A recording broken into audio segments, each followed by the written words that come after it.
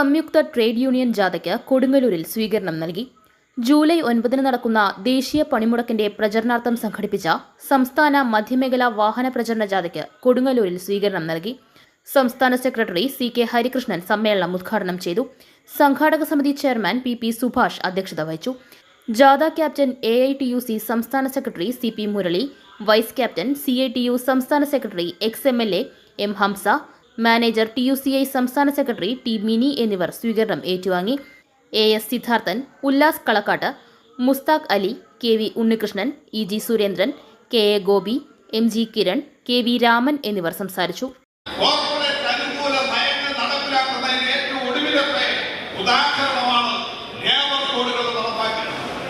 നമ്മുടെ രാജ്യത്ത് സ്ഥിരം തൊഴിൽ എന്ന് പറയുന്ന സംവിധാനം തന്നെ അപ്രസക്തമാവുകയാണ്.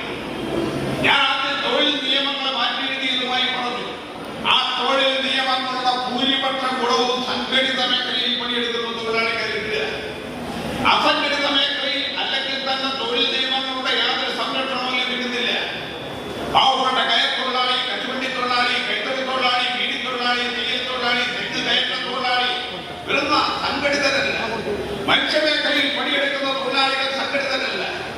അസംഘടിത മേഖലയിൽ വ്യക്തമായ ഒരു സംരക്ഷണമായി നമ്മുടെ രാജ്യത്തെ തൊഴിൽ നിയമങ്ങൾ മാറിയിരുന്നില്ല.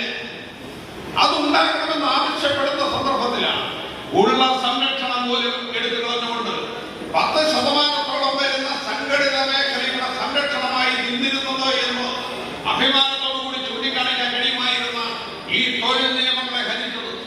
എന്നിട്ടോ സ്ഥിരം തൊഴിൽ എന്ന് പറയുന്നത് ഇല്ലാതാക്കി. കരാർ തൊഴിലാളികളാണ് എല്ലാവരും.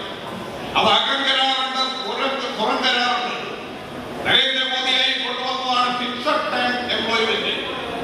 ഒരു ചെറുപ്പക്കാരനെ 2 വർഷത്തേക്കോ 3 വർഷത്തേക്കോ എടുത്ത് കൂലി നിശ്ചയിച്ച് 3-4 വർഷം കഴിയുമ്പോൾ അവനെ കുഴിഞ്ഞൂറ്റി ചണ്ടിയായി വലിച്ചെറിയുന്ന സംവിധാനത്തിലേക്ക് പോവുകയാണ്.